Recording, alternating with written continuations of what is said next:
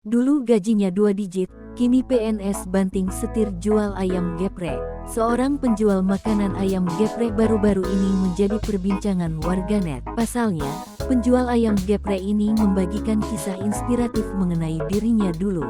Dirinya bercerita kalau dulu ia pernah bekerja kantoran dan mendapatkan gaji sebesar 15 juta per bulan. Namun ia menjelaskan alasan mengapa dirinya memutuskan resign hingga beralih penjual ayam geprek. Kisahnya pun viral di media sosial khususnya TikTok. Lantas, siapakah sosok penjual ayam geprek tersebut sehingga kisahnya menjadi perhatian warganet? Sosok penjual ayam geprek itu bernama Randi Alam. Diketahui Randi berasal dari Kota Waringin Timur, Kalimantan Tengah. Randi dahulunya merupakan pegawai negeri sipil di instansi Dirjen Pajak. Ia mengaku tertantang ingin mencoba hal baru dengan membuka usaha.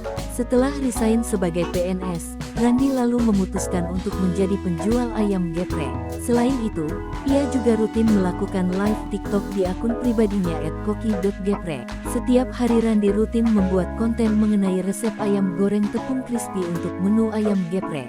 Uniknya banyak warganet yang menyukai Randi karena ia sangat teliti dalam membagikan resep miliknya. Mulai dari memberikan tepungnya, hingga menggoreng ayamnya. Randi juga mengaku dirinya menerima banyak pesan dari para warganet yang sebelumnya menganggur dan kini berani untuk membuka usaha ayam geprek berkat resep.